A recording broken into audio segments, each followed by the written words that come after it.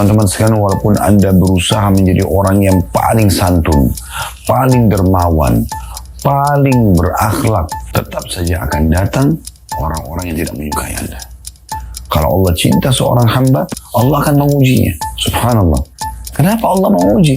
Kenapa bentuk cintanya Allah adalah ujian?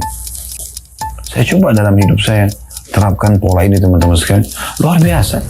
Bismillahirrahmanirrahim. Nah, teman-teman sekalian, ini juga termasuk salah satu ciri khas kita sebagai seorang muslim dan muslimah, mukmin dan mukminah. Bagaimana sabar itu sangat menonjol dan menjadi sebuah karakter dasar dari setiap muslim. Karena memang kita dianjurkan untuk melakukan atau menghadapi permasalahan yang sedang ada dengan sabar. Kita nggak akan memiliki solusi yang lain. Kata Umar radhiyallahu anhu dalam pembukaan bahasan kita ini, siapa yang sedang melalui ujian, lalu kemudian dia bersabar, dalam arti kata menerima itu sebagai keputusan Allah, kemudian dia berinisiatif mencari jalan keluarnya, maka dia akan mendapatkan pahala, dia akan mudah melaluinya, dan dia akan mendapatkan jalan keluarnya. Namun kalau seseorang diuji oleh Allah Subhanahu wa Ta'ala kemudian dia tidak bersabar, nggak bisa menerima, berkeluh kesah sana sini, semua pihak yang dia bisa salahkan disalahkan, ya. Maka orang seperti ini akan mendapatkan dosa, sulit untuk melaluinya dan tidak menemukan jalan keluarnya. Yang mana Anda pilih? Toh juga ujian sedang datang. Misal contoh, Anda bangun tidur dalam kondisi sakit. Anda terima tidak terima, Anda sudah sakit. Anda keselio, Anda diganggu orang, terjebak di macet, atau apa saja. Semuanya sudah terjadi. Jadi pilihannya adalah sebagaimana kata Umar radhiyallahu anhu. Kalau Anda menerimanya sambil Anda berikhtiar mencari jalan keluar, bangun tidur sakit, oh Allah lagi uji saya. Kemudian ikhtiar minum obat ke dokter misalnya, istirahat, ya, maka selesai. Anda dapat pahala, Anda mudah melaluinya, dan juga Anda akan menemukan jalan keluarnya. Tapi kalau Anda sebaliknya tidak bisa menerima, berkeluh kesah, maka Anda akan berdosa. Karena seakan-akan memprotes keputusan Sang Pencipta Allah, Anda sulit melaluinya. Terus Anda berkeluh kesah sana sini, tapi Anda jadi sulit. Karena terbebani lagi dengan pikiran-pikiran, kenapa saya tertimpa ini? Bagaimana caranya supaya saya mendapatkan jalan keluarnya misalnya? Dia terbebani dan akhirnya sulit mendapatkan jalan keluarnya. Nah, ini bab yang akan kita bahas, teman-teman sekalian, sabar dalam menghadapi gangguan dan cobaan. Diangkat oleh Imam Nawawi rahimahullah mengangkat dalil pertama dalam bab ini adalah surah Al-Imran ayat 134. Ayat ini tentu tidak asing, sering kita bahas dan juga sudah dibahas di bab yang sebelumnya, yaitu bunyinya wal 'afina 'anil nas wallahu yuhibbul muhsinin. Dan orang-orang yang suka memaafkan orang lain, dan Allah mencintai orang-orang yang berbuat kebaikan. Bagaimana caranya memaafkan orang lain? Tentu hanya bisa bagi orang-orang yang sabar. Ini sudah kita singgung ya di bab 75 pada pertemuan yang lalu. Bagaimana beberapa hadis yang dibahas oleh Imam Nawawi rahimahullah, ya, kalau singkat saya ada 6 atau 7 hadis ya, yang ini kalau saya tidak salah sekitar begitu hadis yang kita bahas kemarin, itu semuanya membahas tentang masalah bagaimana seseorang itu bisa legowo, memaafkan, dan juga berpaling dari orang-orang bodoh. Ya sudah, jangan balas kebodohan dan kesalahan dengan kebodohan juga dan kesalahan, ya. Dan ayat ini menjelaskan kalau ada orang yang suka memaafkan orang lain karena sabarnya dia, maka dia termasuk orang-orang yang muhsinin, orang yang berbuat baik, dan Allah suka dengan orang yang berbuat baik itu. Kemudian dalam firman Allah Subhanahu wa Ta'ala yang lain disebutkan dalam surah Asy-Syura ayat 43 yang berbunyi, "Walaman sabara wa ghafara inna dzalika lamin azmil umur." Dan barang siapa yang bersabar juga memaafkan, maka sungguhnya yang demikian itu termasuk perbuatan yang mulia. Di sini dijelaskan, dan siapa yang bersabar, artinya ujian akan datang dalam kehidupan kita. Ada saja orang yang tidak menyukai kita. Teman-teman sekalian, walaupun Anda berusaha menjadi orang yang paling santun, paling dermawan, paling berakhlak, ya, tetap saja akan datang orang-orang yang tidak menyukai Anda. Tidak akan mungkin orang semua mengajungkan jempol buat Anda. pasti akan ada orang yang memberikan jempol bawah, bukan gajah ke atas tapi ke bawah. Saya pernah berbicara dengan Dr. Ziyad Abadi, hafidhahullah, salah satu guru kami di Jordan. Nama ini sering saya sebutkan karena saya memang banyak bertanya pada beliau tentang hukum-hukum syari, dan beliau Masya Allah sangat cepat responnya. Saya mengatakan, ada apa sebenarnya Syekh? Saya panggil beliau Syekh. Waktu itu beliau sana datang ke Indonesia. Saya sudah coba menjadi pribadi yang baik. Artinya, saya tidak mengganggu orang lain. Dan saya coba berusaha menyampaikan agama Allah ini dengan tidak menyinggung, tidak menyebutkan nama orang lain. Kalaupun ada satu keliruan, saya coba minta maaf. Itu pun kekeliruan di pandangan sebagian orang. Mungkin tidak semuanya juga saya pandang itu adalah sebuah kesalahan misalnya. Kalau mau kesalahan saya akuin misalnya. Tapi kenapa masih saja ada orang yang selalu mencari-cari kesalahan. Lalu dia tersenyum dan mengatakan kepada saya, Khalid, apa kau mau orang semuanya begini mana kamu? Tidak mungkin akan ada orang yang seperti ini. Subhanallah. Jawaban ini saya pegangi sampai hari ini. Dan saya selalu mengajarkan jawaban seperti ini kepada siapapun yang saya temuin, yang saya bisa berbagi. Gitu kan. Di YouTube saja ada acungan jempol atas, ya, ada bawah. Dan subhanallah, sebagus apapun acara yang ada, seringkali masih ada saja orang yang mengacungkan jempol bawah. Ceramah, nasihat, kebaikan, mengajak orang ke agama Allah, ada yang mengacungkan jempol bawah. Saya pernah melihat tilawah Al-Quran Syekh Abdullah Juhani hafizahullah, salah satu imam haram yang sangat indah suaranya. Waktu itu saya lagi ingin mendengarkan ayat-ayat Al-Quran, melunakkan hati, ya. Maka pada saat saya dengar, saya ketik nama beliau, kemudian saya klik saja untuk saya dengarkan, tanpa saya perhatikan masalah jempolnya gitu. Tapi setelah selesai saya dengar 15-20 menit, subhanallah, saya tidak sengaja melihat acungan jempol itu. Ada yang acung jempol ke bawah. Kalau kita pikir-pikir, orang ini untuk apa datang mendengarkan Al-Quran, kemudian dia acung jempol ke bawah? Apa manfaatnya buat dia? Ya udah, dia cari cuplikan yang menurut dia baik. Dia mau nonton sesuatu yang buruk pun dalam pandangan agama itu hak dia. Dia akan tanggung sendiri dosanya. Tapi dia masuk ke channel Al-Quran, Imam Haram, yang tulus membaca ayat Al-Quran, lalu kemudian dia acungkan jempol ke bawah. Subhanallah, saya mengatakan Maha Suci Allah yang mendatangkan, ada saja ya ujian-ujian datang kepada seorang hamba, dan ada saja orang yang seperti ini. Jadi kalau datang ujian atau gangguan dari orang lain, maka Anda nikmati saja itu. Anggap itu adalah sebuah ujian dari Allah Subhanahu wa Ta'ala agar kita lebih dekat kepadanya, agar kita bisa meraih pahala sabar. Karena tidak mungkin kita mendapatkan pahala sabar kecuali dengan ujian. Ya. Kalau nggak ada ujian, kita nggak akan mendapatkan pahala sabar. Sementara Allah mengatakan dalam satu ayat dalam firman-Nya dalam Al-Quran, "Innama yuwaffas sabiruna ajrahum bighairi hisab." Sesungguhnya orang-orang sabar akan mendapatkan balasan tanpa ada hitungannya lagi. Sangat luar biasa gitu. Dan dalam sebuah riwayat sahih dikatakan, Nabi SAW bersabda, andai saja orang-orang yang orang-orang melihat pada hari kiamat, ya, andai saja orang-orang melihat pada hari kiamat bagaimana balasan terhadap orang-orang yang sabar selama dunia, maka mereka yang itu berharap kembali ke dunia untuk digunting-gunting kulit mereka. Cari cobaan yang paling berat. Sakit sekali, gunting. Ya, digunakan untuk menggunting-gunting kulit kita, sakit sekali. Tapi mereka berharap itu, kata Nabi SAW, agar mereka mendapatkan balasan orang-orang yang sabar. Oleh karena itu ujian memang akan datang. Dan Nabi SAW mengatakan dalam sebuah hadis yang sahih juga, Inna Allah idha ahabba abdan ibtalah. Kalau Allah cinta seorang hamba, Allah akan mengujinya. Subhanallah. Kenapa Allah menguji? Kenapa bentuk cintanya Allah adalah ujian?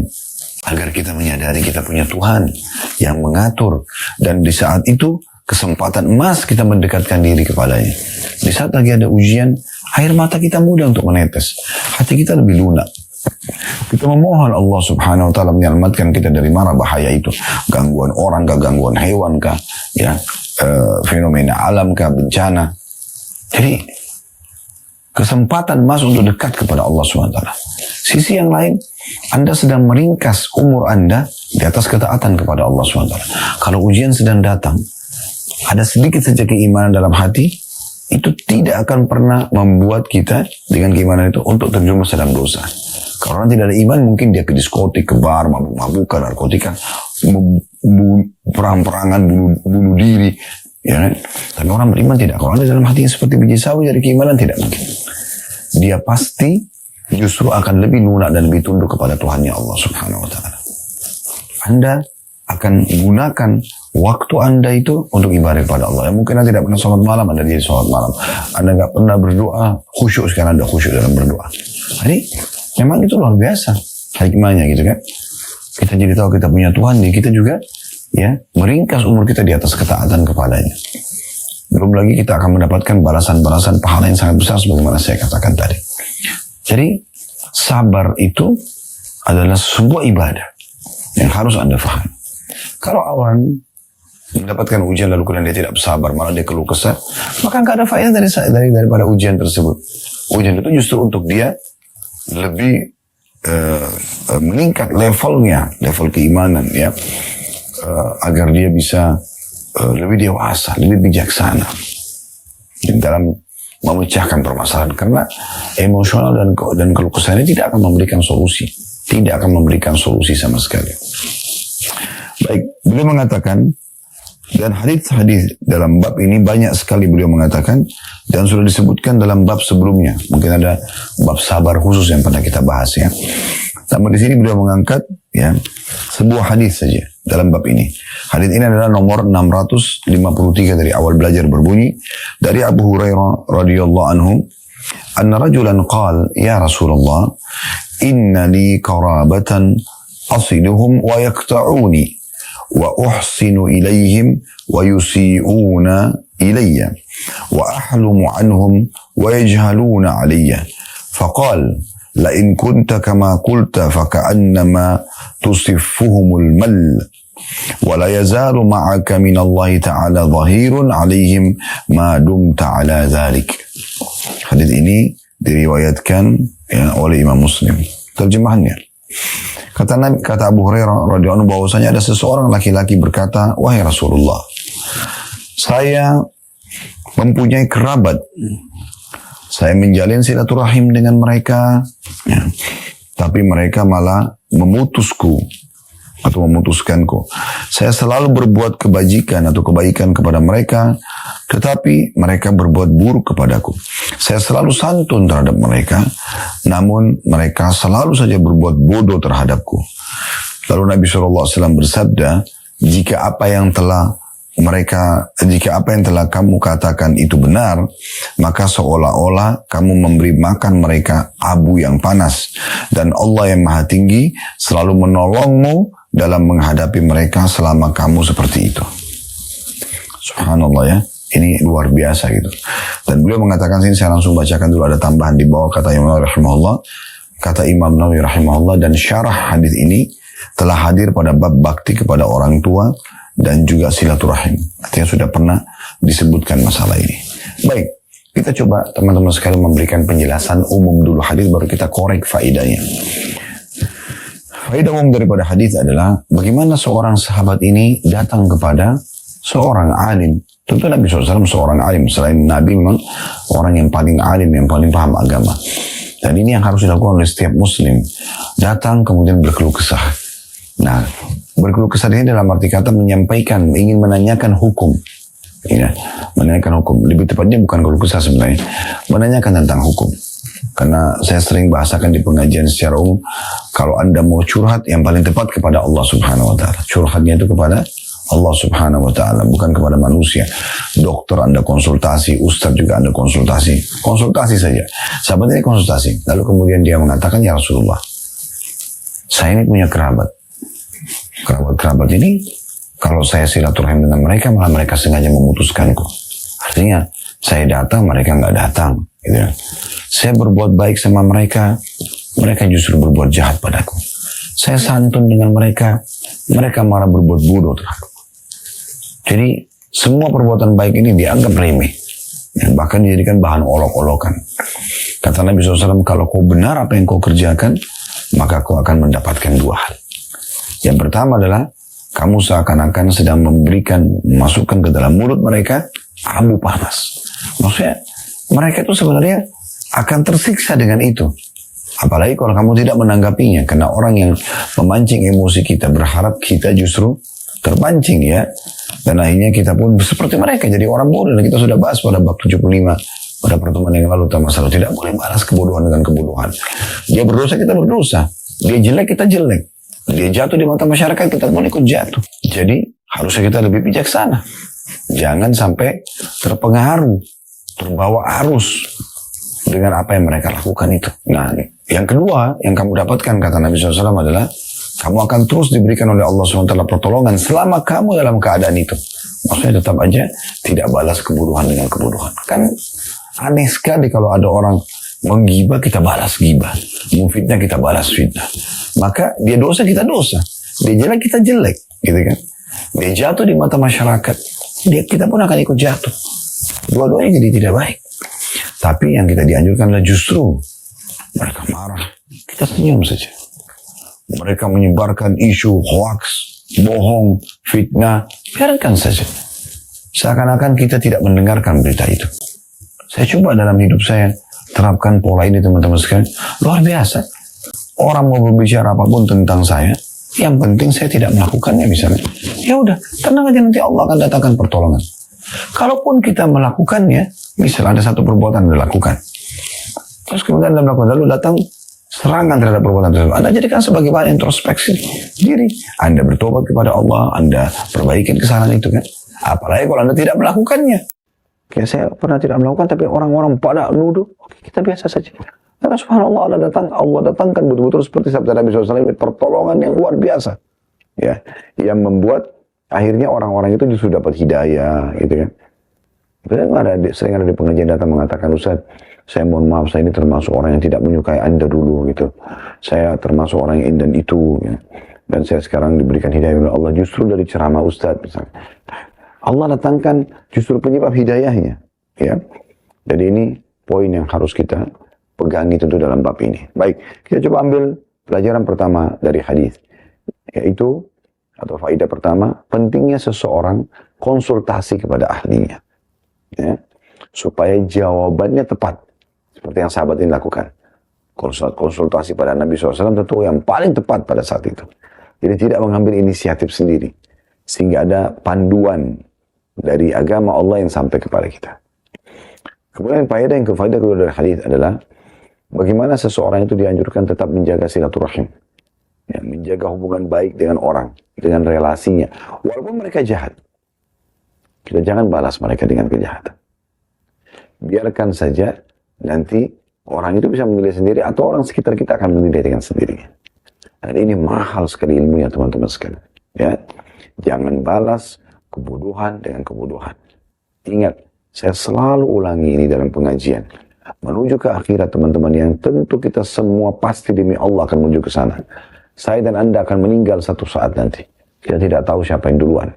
Tapi kita akan menuju ke akhirat. Dan iman kita, rukun iman kita yang kelima, iman kepada hari kiamat.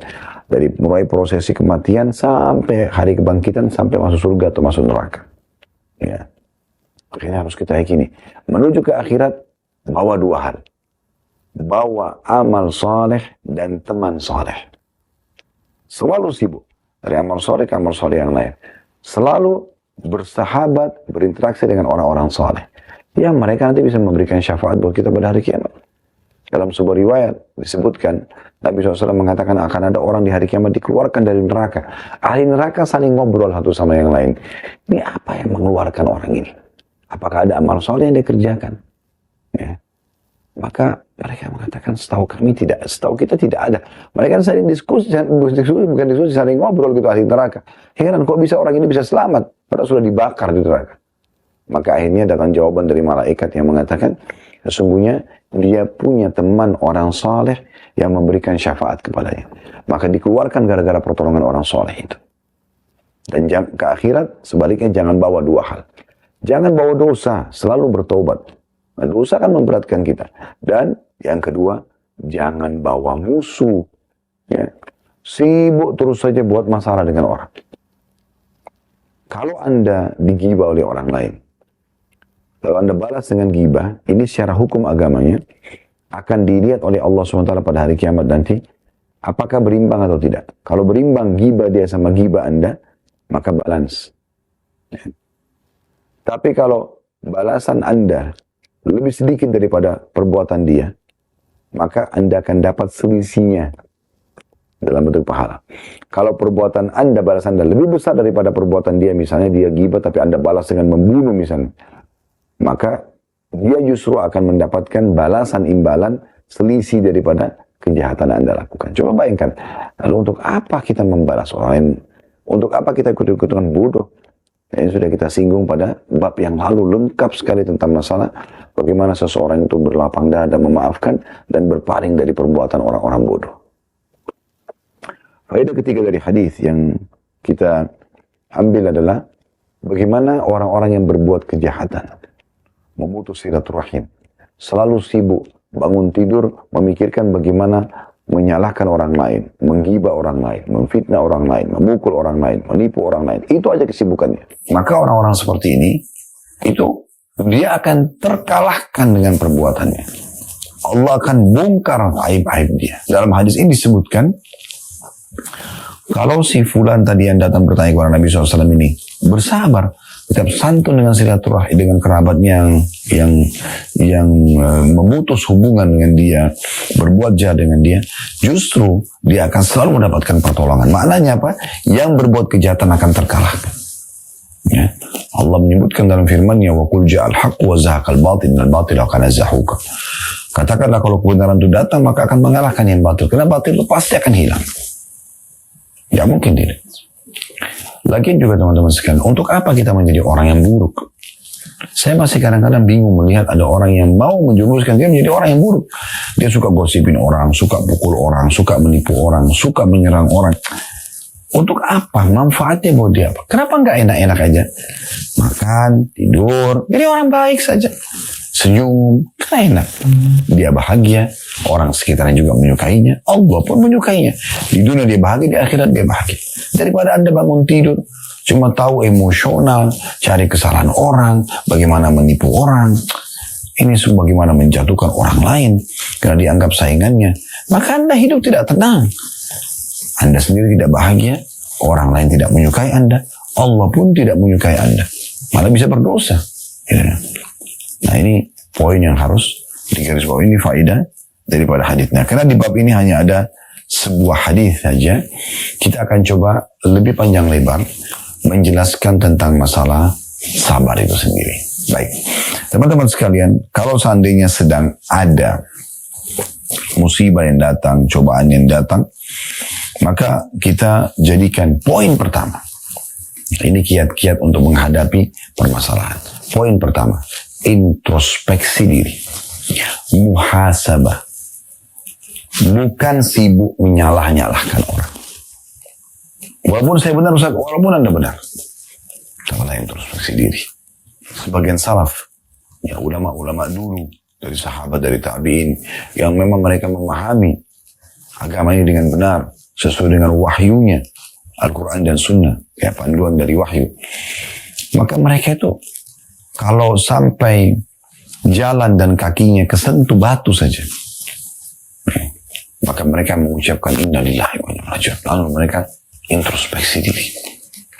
Ada di antara mereka yang kalau kecium bau busuk saja, dia lewat di sebuah tempat, mungkin di situ ada sampah, tapi cium bau busuk, mereka langsung introspeksi diri. Ada apa ini? Disebutkan dalam Al-Quran, Nabi Daud alaihissalam, Allah sengaja lemparkan bangkai di depan singgasananya, langsung beliau sujud. Tidak mau angkat sampai datang wahyu menjelaskan apakah beliau salah atau tidak. Dan turun firman Allah SWT tentang kami mengujimu hai Daud. Jadi introspeksi diri. Apapun yang mengganggu kita, langsung introspeksi diri. Ada apa ini? Ada kesalahan apa? Itu yang paling tepat. Yang kedua teman-teman, yang Anda bisa lakukan, jangan lupa ucapkan kalimat istirja. Istirja. Inna lillahi wa inna ilaihi raji'un. Kami milik Allah dan kami akan kembali kepada Allah. Allahumma ajurni fi musibati wa akhluf li khairan minha. Ya Allah, berikanlah aku pahala dalam musibahku ini dan gantikan aku yang lebih baik. Ini hadis yang masyhur, hadis Ummu Salamah radhiyallahu anha. Saya bacakan bahwasanya Ummu Salamah, istri Nabi SAW berkata, Saya mendengarkan Rasulullah SAW bersabda, "Ma min abdin tusibuhu musibatun, fayaqulu inna lillahi wa inna ilaihi raji'un." Tidak ada seorang hamba ya yang tertimpa satu musibah, kemudian dia mengucapkan, "Kami milik Allah, kami akan kembali kepada Allah." Allahumma ajurni atau ujurni ya. Allahumma ajurni fi musibati, ya Allah tolonglah atau berikanlah aku pahala dalam musibahku ini ya, atau balasan atau ganjaran ya dalam musibahku ini. Wa akhlifli khairan minha, dan gantikan aku dengan sesuatu yang lebih baik. Dan itu yang kita ucapkan, kalimat istirja. Inna lillahi wa inna ilaihi raji'un. Kami milik Allah, kami akan kembali kepada Allah. Allahumma ajurni fi musibati. Ya Allah berikanlah aku balasan yang besar dari musibahku ini. Wa akhlifli khairan minha, dan gantikan aku lebih baik daripadanya. Maka kata Nabi SAW, ya, beliau mengatakan ini, qalat falamma tuwfiya Abu Salamah qultu kama amarani Rasulullah sallallahu alaihi wasallam. Ya. Maka pada saat wafat suamiku Abu Salamah, aku mengamalkan dan mengucapkan apa yang telah diperintahkan Rasulullah SAW ini. Ya. Fa akhlafallahu li khairan minhu Rasulullah SAW. Maka Nabi SAW, maka Allah pun menggantikan untukku Abu Salamah yang lebih baik dari dia, yaitu Rasulullah SAW. Ya. Dalam sebuah riwayat yang lain dikatakan, ya, mirip dengan ini, tapi riwayat ya tentu tadi itu hadis ya yang sahih. Hadis ini diriwayatkan oleh Imam Muslim. Dalam riwayat lain dikatakan, siapa yang membaca ini, kata Nabi SAW, maka Allah akan ganti kesedihannya menjadi kegembiraan. Dan Ummu Salamah mengatakan, Allah, saya mengamalkan ini selama 3 bulan ya. Sampai akhirnya datang lamaran Nabi SAW pada saat itu ya. Kemudian yang perhatikan yang ketiga adalah, ketahuilah bahwasanya sabar adalah ibadah dan pastikan akan mendatangkan pahala yang besar. Saya sudah bacakan tadi firman Allah Subhanahu wa taala dalam surah Zumar ayat 10 ya. Innama yuwaffas sabiruna ajran bighairi hisab. Orang-orang yang sabar akan mendapatkan pahala tanpa ada hitungan lagi. Imam Al-Auza'i mengatakan, pahala bagi orang yang bersabar tidak bisa ditakar dan ditimbang. Mereka benar-benar akan mendapatkan ketinggian derajat karena sabarnya itu. As-Su'di juga berkata rahimahullah, balasan orang yang bersabar adalah surga. Langsung, balasan yang paling tertinggi. Yang keempat, teman-teman sekalian, semua musibah itu yang beratnya cuma di awal. Kalau Anda bisa sabar di awal, maka Anda bisa sabar setelahnya. Ya, oleh karena itu, sabar saja. Memang berat ya, di awal. Tapi kalau Anda sudah lewatin masa-masa itu, dengan Anda bersabar, Anda terima sebagai keputusan Allah. Kayak tadi bangun tidur sakit misalnya, terima sebagai keputusan Allah. Diganggu orang, terima sebagai keputusan Allah. Kalau Anda mulai ikhtiar mencari jalan keluar, maka setelahnya akan jadi ringan. Sesuai dengan sabda Nabi SAW, innamas sabru inda sadmatil ula. Sesungguhnya sabar itu ya, dimulai ketika awal ditimpa musibah. Disitulah puncak pahalanya. Disitulah puncak pahalanya. Ya. Kemudian yang kelima, teman-teman sekalian, hadapi musibah itu dengan sabar. Maksudnya, coba cari tahu keutamaan sabar. Di antaranya kita sebutkan dulu, masih banyak yang lainnya. Sebagai contoh misalnya, kata Ali radhiyallahu anhu, as-sabru minal imani bimanzilati ra's minal jasad, wala imana liman la sabra lahu. Sabar dan iman adalah bagian kepala. Sabar itu dari keimanan, posisinya dalam keimanan seorang mukmin ya, tolak ukurnya. Sabar itu kedudukannya dalam iman itu sama dengan kedudukan kepala dari jasad. Dan tidak ada keimanan bagi orang yang tidak sabar. Anda bisa bayangkan kalau manusia tidak ada kepalanya, mati. Artinya kalau tanpa sabar tidak bisa hidup. Maka coba cari tahu tentang keutamaan-keutamaannya. Banyak sekali hadis menyebutkan masalah sebagaimana jadi sudah kita singgung juga ya. Kemudian selanjutnya teman-teman sekalian, yang keenam adalah ketahuilah di setiap ujian akan ada akhirnya. Asal Anda bersabar. Firman Allah SWT yang masyhur, fa inna ma'al usri yusra. Allah ulangi lagi, inna ma'al usri yusra. Dalam ayat yang masyhur ya. Sesungguhnya, sesudah kesulitan akan ada kemudahan. Kalau Allah ulangi lagi. Dan pastikan, inna itu harfut ta'kid. Inna ma'al usri yusra. Pasti di setiap kesulitan akan ada kemudahan. Bukankah Anda selama ini sudah melalui banyak sekali ujian? Dan bukankah Anda sudah keluar dari permasalahan itu sekarang? Walaupun akan ada ujian-ujian lagi ke depannya. Iya pasti. Allah memberikan jalan keluar. Tapi beruntunglah orang yang keluar sudah mengambil pelajaran. Mendapatkan maksimal pahala. Kalau Anda ikut dalam satu pelatihan di sebuah camp misalnya. Pasti Anda tidak langsung spontanitas ya. Betah di tempat pelatihan itu. Bahkan kadang-kadang walaupun hotel bintang 5. Programnya padat. Kalau Anda sabar laluin. Dari pagi sampai malam pelatihannya. Di luar kota misalnya. Sampai Anda selesai 3 hari, 5 hari pelatihan.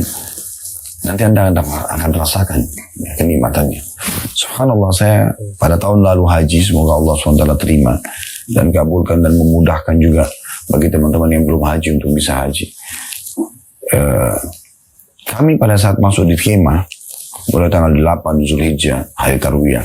Tanggal 9 di Arafah. Tanggal 10, 11, 12, 13 di Mina. Tinggal di kemah. Tempat tidurnya bersebelah-sebelahan. AC kadang-kadang panas. Ya, kadang-kadang kedinginan. Ya, walaupun di situ musim panas ya. Tapi AC di kemah. Kita sedang bersebelahan dengan jemaah yang lain. Ada yang suka dingin. Ada yang tidak suka dingin. Ya, pada saat yang tidak suka dingin mematikan AC. Yang suka dingin kepanasan. Kadang-kadang juga ada orang yang suka dingin membiarkan AC menyala. Yang tidak suka dingin, kedinginan, kesian. Gitu ya. Makan bersebelahan. Ya. Kadang-kadang orang tidur lalai. Mungkin dia ngorok, maaf.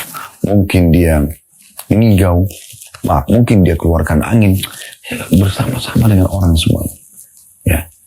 Tetapi, pada saat kami sudah selesai meninggalkan kemah ini, dan kami masuk ke hotel bintang 5, pada saat itu semua masing-masing sudah di kamarnya, udah nggak bersebelah-sebelah lagi. Justru yang dirindukan oleh semua jemaah yang membahasakan ke kami pada saat suasana di kemah itu. Subhanallah, ya. Yang kita anggap tadinya ujian, ya, dalam arti kata, aduh gimana ya, pakaian yang kita bawa juga pas-pasan, kamar mandinya masih antri dan segala macam. Sekarang kita sudah di kamar sendiri, justru itu yang dikenang, justru itu yang paling berharga pada saat sedang kita lalui. Nah, itu luar biasa. Kalau Anda mengenal musibah yang telah menimpa Anda, justru di saat itu, di saat sekarang Anda renungi, Anda introspeksi diri, saat itu, saat-saat yang luar biasa Anda sedang melalui sebuah pelatihan yang memang mengangkat ya, derajat Anda dan meningkatkan dan menambah skill Anda. Selanjutnya teman-teman sekalian, yang ketujuh, ya, itu kita perlu ketahui bahwasanya orang semua akan diuji. Dan makin berat ujian, maka makin besar pahalanya. Yang sangat masyhur hadis di mana ada seorang sahabat mengatakan, ya Rasulullah, ayyun nasi asyaddu bala'an. Wahai Rasulullah, siapa yang paling berat ujiannya? Qala sallallahu alaihi wasallam, al-anbiya'u thumma al-amsal fal-amsal. Para nabi-nabi. Para nabi-nabi utusan Allah. Itu yang paling berat ujiannya. Ya.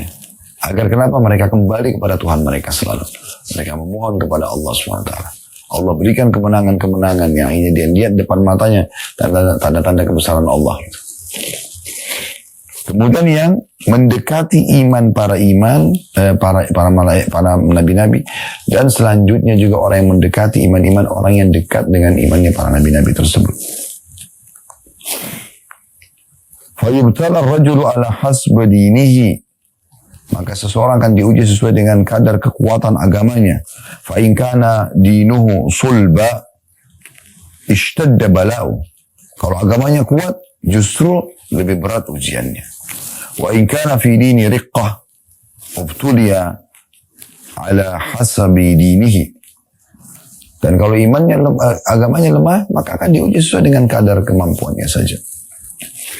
Fala yabrah, ya. Nah, fala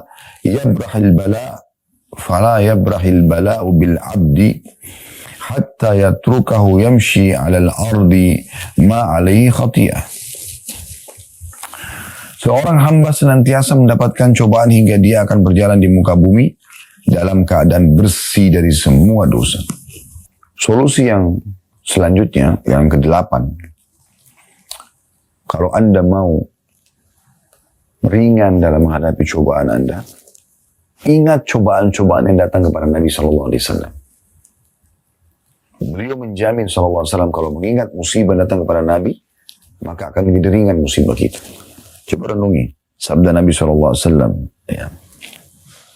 Yang berbunyi liya'zil muslimina fi masaibihim al-musibatu bi. Yang artinya musibah menimpaku sungguh akan menghibur kaum muslimin. Dan dalam lafaz lain, man azamat musibatuhu falyadhkur musibati. Siapa yang telah merasa berat dengan musibahnya, ingat musibah yang menimpaku. Fa'innaha satahawwanu alaihi musibatahu. Karena sungguhnya itu pasti akan meringankan musibahnya. Mungkin ada bertanya, musibah apa Ustaz yang menimpa Nabi SAW? Sederhana sekali jawabannya. Beliau orang mulia di kaumnya di Mekah. Jalur nasabnya jelas, punya kekayaan, ya, istrinya pun mulia, tokoh orang terkaya di Mekah, Khadijah. Beliau tinggal di komplek perumahan tokoh-tokoh orang Mekah. Tampan, ya, pintar, semua berkumpul pada diri beliau sallallahu alaihi wasallam. Ya. Jadi nggak ada yang kurang dari Nabi SAW. Tapi terjadi apa dalam hidup beliau? Diuji sama Allah SWT. Waktu beliau menjadi seorang Nabi, apa yang terjadi? Yang paling pertama menolak paman kandungnya sendiri, Abu Lahab. Dan Abu Lahab ini selain paman juga adalah besannya Nabi. Karena anak Abu Lahab laki-laki menikah dengan anak perempuan Nabi SAW. Dan pada saat Nabi SAW mengiklankan dirinya sebagai seorang Nabi, mengajak orang pada kebaikan. Karena semua yang diperintahkan Allah pasti baik. Jujur, amanah, tanggung jawab, bakti sama orang tua, jenguk orang sakit, dan seterusnya. Semua yang dilarang, dusta, mengganggu orang, menipu, mencuri, tidak boleh. Bukan baik. Tapi Abu Lahab yang paling pertama membangkang. Nabi SAW terpukul. Bukan cuma itu. Dia suruh anaknya laki-laki menceraikan anak perempuan Nabi SAW. Yang dinikahi oleh Utsman tentunya setelah itu. Itu musibah. Istrinya membawa serabut-serabut dari rumput-rumput kering untuk dibakar di pinggir jalan untuk menghalangi jalan Nabi SAW.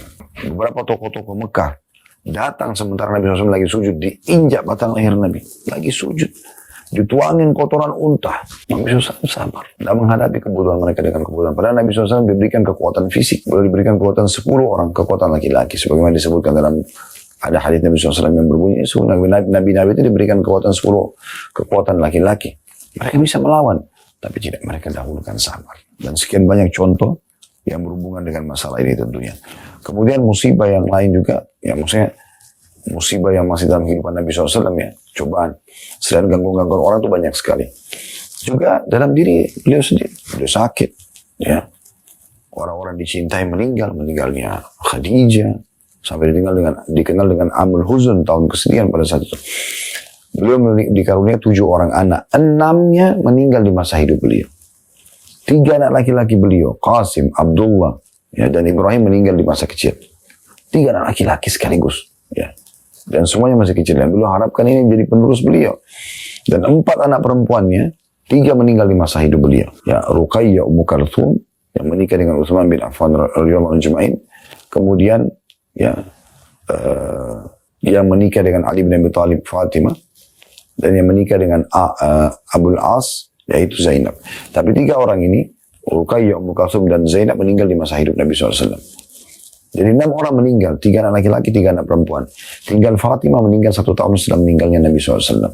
Setelah punya kekuatan militer pun, punya kerajaan di Madinah, diganggu oleh orang-orang munafik. Setiap apa yang beliau sampaikan, diolok-olok. Jadi itu musibah yang luar biasa itu. Makanya Nabi SAW mengatakan, siapa yang ditimpa musibah, ingat musibah aku. Maka kan jadi ringan musibah dia. Artinya kalau orang seperti Nabi SAW saja itu diuji, maka apalagi kita. Yang terakhir teman-teman sekalian, yakinlah pasti Allah memiliki hikmah.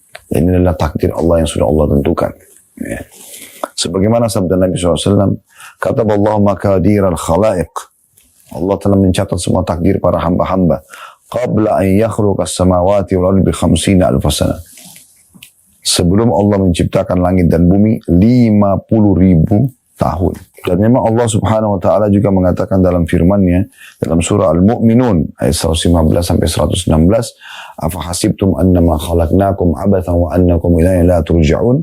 Apakah kamu mengira bahwasanya sesungguhnya kami menciptakan kamu secara sia-sia, ya, dan kalian tidak akan kembali kepada kami? Fata'ala Allahul Malikul Haq, la ilaha illa huwa Rabbul Arsyil Karim. Maka maha tinggi Allah Raja sebenarnya, tidak ada Tuhan selain Dia, Tuhan yang mempunyai arsy yang mulia. Artinya, kami akan uji kalian. Bukan hanya begitu-begitu saja diciptakan.